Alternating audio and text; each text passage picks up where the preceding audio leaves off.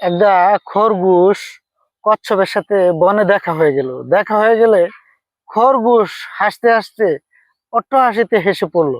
তখন কচ্ছপ বলল, ভাই আপনি এত হাসতেছেন কেন, কারণটা কি? তখন সে বলল যে আমি হাসতেছি, তুমি যে আস্তে আস্তে চলো, তোমার আস্তে আস্তে চলাফেরা দেখে আমার ঘুম চলে আসে, মন চায় আমি ঘুমিয়ে যাই। তখন কচ্ছপ বলল যে ধারাবাহিকভাবে চলার মধ্যেও কিন্তু একটা শক্তি আছে, আমি ধারাবাহিকভাবে সবসময় চলার চেষ্টা করি।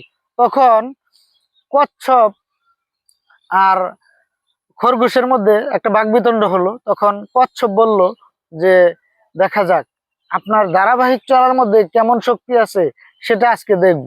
চলেন আজকে বাজি ধরি, আপনিও যাবেন আমিও যাব, দেখি কে আগে যেতে পারে। তখন খরগোশ এবং কচ্ছপ দুইজন একজন আরেকজনের সাথে চ্যালেঞ্জ করলো। সকল প্রাণীদেরকে বনে ডেকে তারা একটি মিটিং করলো এবং সেখানে একটি চ্যালেঞ্জ গ্রহণ করলো। সেই চ্যালেঞ্জে কচ্ছপ এবং খরগোশ যেতে শুরু করলো। এদিকে কচ্ছপ তো খরগোশের সাথে কখনোই পারে না। তারা একটি নির্দিষ্ট জায়গা ধরে, একটি লাইন ধরে তারা দুইজন যাওয়া শুরু করলো। এদিকে খরগোশ লাফিয়ে লাফিয়ে যেতে যেতে অনেক দূর চলে গেল। অনেক দূর চলে যাওয়ার পর পিছন দিকে ফিরে তাকিয়ে দেখলো যে কচ্ছপ তো অনেক দূরে। সে দেখে দাঁড়িয়ে দাঁড়িয়ে হাসতেছে আর হেসে হেসে চিন্তা করতেছে যে এখন তো আমার জয় নিশ্চিত।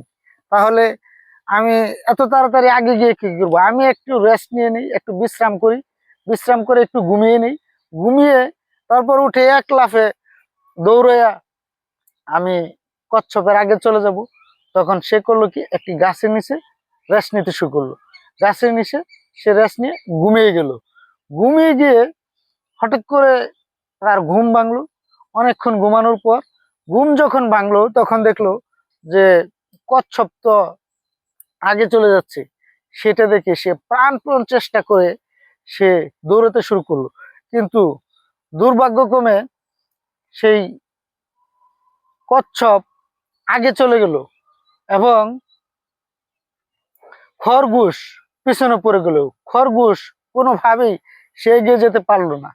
সম্মানিত ভিউয়ার্স, এখানে দেখুন যে ধারাবাহিকভাবে ধৈর্য হারা না হয়ে নিজের উপর আত্মবিশ্বাস রেখে চলার কারণে কচ্ছপ কিন্তু জয়ী হয়ে গেল।